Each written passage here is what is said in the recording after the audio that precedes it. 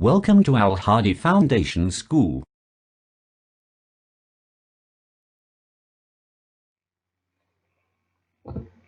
Bismillahirrahmanirrahim. Assalamu alaikum dear students. Students, today we are going to start our maths lecture from unit number 3, logarithm. Exercise 3.2 on book page number 65. Question number 3 of exercise 3.2. Question number 3 देखें क्या है. Find the numbers whose common logarithm are. अब हमने वो numbers find करने हैं जिनके common logarithm हमें गिवन है, यानी लॉग उस नंबर का हमें गिवन होगा और हमने उस नंबर को फाइंड करना है जिस नंबर का लॉग जो है वो हमारे पास गिवन है. तो फर्स्ट पार्ट जो है इसका देखें क्या है. 3.5621 ये एक नंबर का लॉगरिथम है. अब हमने वो नंबर फाइंड करना है जिसका ये लॉगरिथम होगा. तो सबसे पहले देखें solution. Let the number is equal to x. हम लेट कर रहे हैं कि वो नंबर जिसका लॉगरिथम हमें गिवन है वो नंबर x के इक्वल है. Then log of x means log of that number is equal to 3.5621. इसलिए log of x is equal to 3.5621 होगा.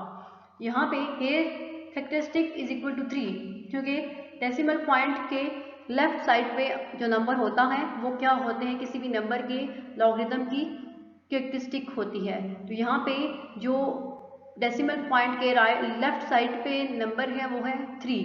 इट्स मीन कैरेक्टरिस्टिक क्या है 3 है. And mantissa is equal to 5621. To find the number of given logarithm, अब हमने जो वो number find करना है जिसका लॉगरिथम हमारे पास गिवन है. In the antilog table corresponding to 0.56. अब जो हमने क्वेश्चन नंबर 1 में यूज किया था वो था log table mean logarithm table, लेकिन अब इनमें हमने वो नंबर फाइंड करना है जिनका लॉग गिवन है. तो उसके लिए हम यूज करते हैं anti logarithm table means anti log table भी उसे बोलते हैं. ठीक है, तो हम एंटी लॉग टेबल में जो 0.56 है उसके कोरेस्पॉन्डिंग चलेंगे. We proceed horizontally under column 2. ठीक है, अब देखिए यहाँ से हम 0.56 ये है हमारे पास 0.56 में हम हॉरिजेंटली मूव करेंगे और कॉलम 2 तक. ये हमारे पास है कॉलम 2 और कॉलम 2 का ये जो नंबर है वो क्या है 3648. ये वाला जो नंबर है 3648 है. ठीक है, हमें ये नंबर मिल गया.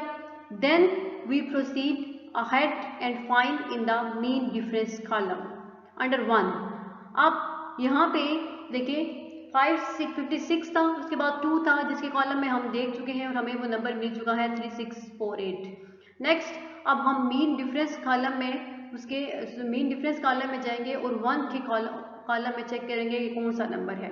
तो यहाँ पे 0.56 ठीक है ये मीन डिफरेंस कॉलम है और हमने 1 कॉलम के नीचे चेक करना है कि 0.56 के अकॉर्डिंग कौन सा नंबर होगा. तो यहाँ पे ये देखें ये जो नंबर है ये क्या है 1 है. ठीक है, इसके कोरेस्पॉन्डिंग नंबर क्या है 1 है. तो हम इस 1 को ऐड करेंगे किस में, इस नंबर में 3648 में, विच इज 1, वो नंबर 1 है. Now 3648 plus 1 is equal to 3649. So the required number is equal to 3649 के 3649 का जो लॉग है वो किसके इक्वल है 3.5621 के. तो हमने ये नंबर फाइंड कर लिया by using anti log table.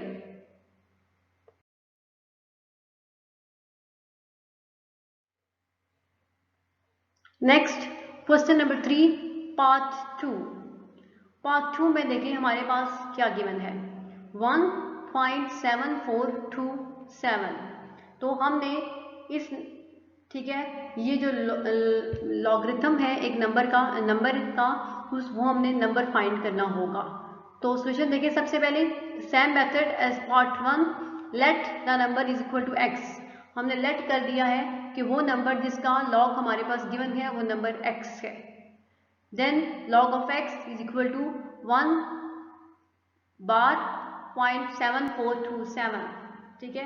1 अगर कैरेक्टरिस्टिक के ऊपर एक बार हो तो उसका मतलब आपको पता है, इसका मतलब ये हुआ कि कैरेक्टरिस्टिक जो है वो नेगेटिव नंबर है, पॉजिटिव नहीं है। Here characteristic is equal to 1 bar and mantissa is equal to 7427। अब हमने ये जो लॉग गिवन है एक नंबर का, वो नंबर फाइंड करना है कि ये किस नंबर का लॉग है। यहाँ पे देखें कैरेक्टरिस्टिक जो है वो 1 है, so there will be 1 0 on the right side of decimal point. अब कैरेक्टरिस्टिक 1 है तो इसका मतलब ये हुआ कि जो राइट साइड है डेसिमल पॉइंट की उसके साथ जो है वो एक 0 है, क्योंकि हम पहले पढ़ चुके हैं कैरेक्टरिस्टिक -1 तब होगी अगर हमारे पास जो डेसिमल पॉइंट के राइट साइड पे कोई भी एक 0 हो। To find the number of given logarithm in the, ठीक है, इस नंबर का जो हमें जिस नंबर का लॉगरिथम गिवन है वो नंबर फाइंड करने के लिए हम क्या करेंगे, in the antilog table corresponding to 0.74।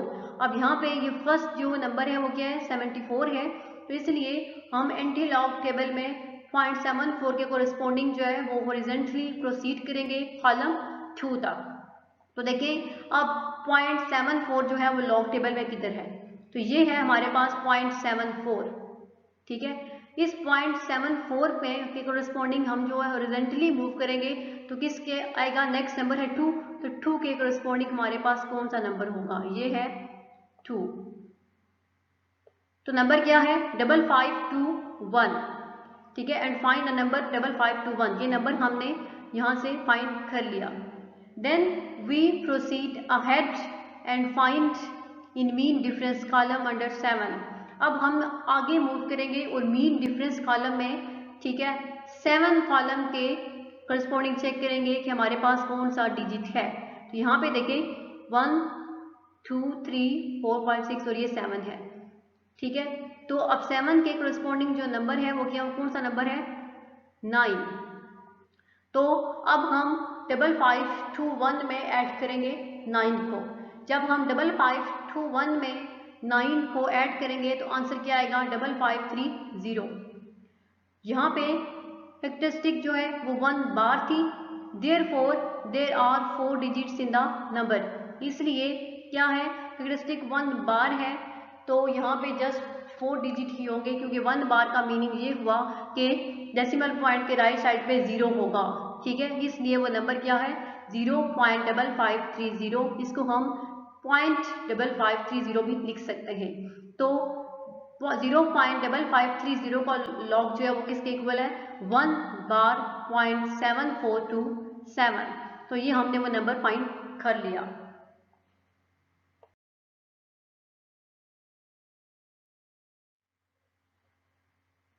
Next question number 4 of exercise 3.2।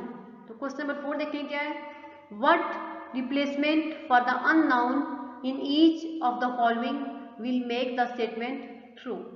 कि आपके पास इन स्टेटमेंट में जो एक अननोन नंबर गिवन है उसके रिप्लेसमेंट में कौन सा नंबर आए कि ये स्टेटमेंट जो है वो ट्रू हो जाए। तो नंबर 1 जो है वो क्या है, log 81 to the base 3 is equal to L।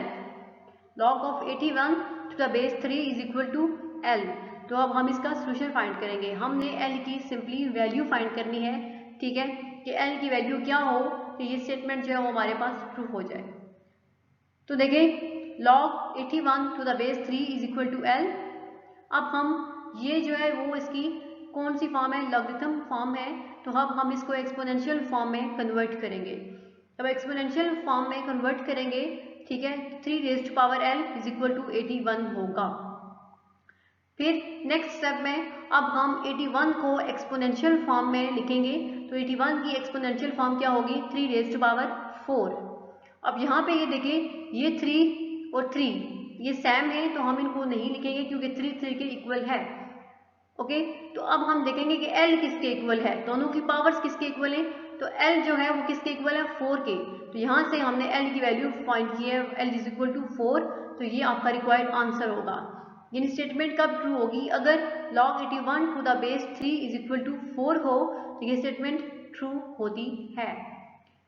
Next part number 2, log 6 to the base a is equal to 0.5। तो अब यहाँ पे हमने बेस मीन a की वैल्यू फाइंड करनी होगी। तो सोल्यूशन देखें, सोल्यूशन में log 6 to the base a is equal to 0.5। अब हम ये जो लॉगरिथमेटिक फॉर्म है उसको हम एक्सपोनेंशियल फॉर्म में कन्वर्ट करेंगे। जब एक्सपोनेंशियल फॉर्म में क्या होगी, 6 is equal to a raise to power 0.5, क्योंकि यहाँ पे a बेस था तो a की raise to power 0.5 is equal to 6।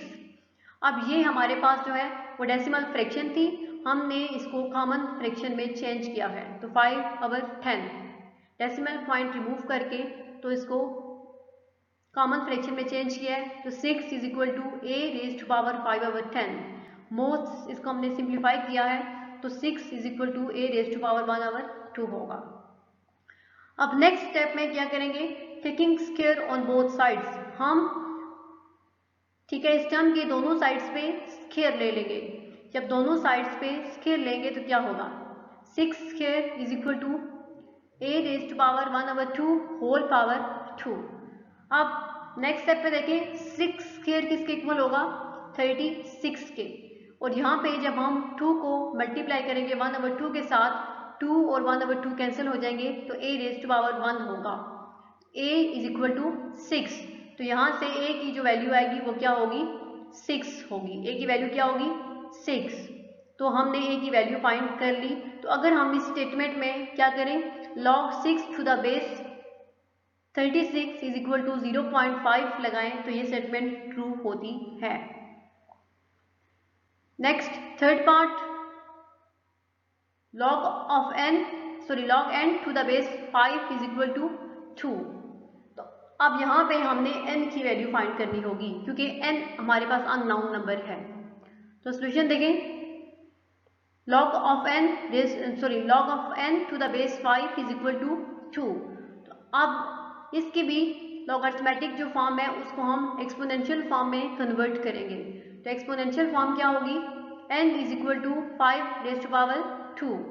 तो 5 रेज टू पावर 2 है, हम 5 का स्क्वायर लेंगे तो आंसर क्या आएगा, n इज इक्वल टू 25। तो यहाँ से हमने n की भी वैल्यू फाइंड कर ली जो कि किसके इक्वल है, 25 के इक्वल है। तो इस स्टेटमेंट में अगर हमारे पास log of 5 to the base of 5 2 के इक्वल हो तो ये स्टेटमेंट क्या होती है, ट्रू होगी। नेक्स्ट पार्ट नंबर 4 है 10 raise to power p is equal to 40। अब ये हमारे पास पहले से ही एक्सपोनेंशियल फॉर्म गिवन है। 10 raise to power p is equal to 40। Solution देखें, ये पहले से ही एक्सपोनेंशियल फॉर्म में है तो अब हम क्या करेंगे, दोनों साइड्स पे log लेंगे। ठीक है, जब log अप्लाई करेंगे तो देखें log 10 raise to power p is equal to log of 40। ये स्टेप हमने इसमें log लिया है। अब यहाँ से ये log का रूल है, हम अभी लॉस पढ़ेंगे लॉगरिथमिक के। तो उसमें ये होता है कि अगर आपके पास एक नंबर है, ठीक है, और उस नंबर पावर में है तो उसके स्टार्टिंग में अगर log आ जाएगा तो वो पावर जो होगी नंबर की वो log से पहले स्टार्टिंग में आएगी। तो यहाँ पे वही रूल यूज हुआ है। यहाँ पे 10 रेज टू पावर p था और log जब अप्लाई किया तो ये p जो पावर में था वो log से पहले आ गया। p log of 10 is equal to, अब log 40, ये यूजिंग log टेबल को यूज करते हुए हमने log 40 की वैल्यू फाइंड की है। आप इसमें टेबल ऑफ लॉगरिथम फाइंड जब में से log 40 की वैल्यू फाइंड करेंगे तो किसके इक्वल होगा, 0 के कॉलम में चेक करेंगे तो आपके पास आएगा 6021 होगा। अब 1 क्यों लगाया है, कैरेक्टरिस्टिक 1 क्यों है, क्योंकि इसमें इंटीग्रल पार्ट क्या है, 2 डिजिट से, तो अगर 2 डिजिट्स हो तो कैरेक्टरिस्टिक क्या होती है, 1 होती है। ठीक है, तो ये हमने log 40 की वैल्यू निकाली है जो है 1.6021। अब log ऑफ 10 किसके इक्वल होता है, log ऑफ 10 इक्वल होता है 1 के। तो यहाँ पे हमने log ऑफ 10 की जगह 1 अप्लाई कर दिया।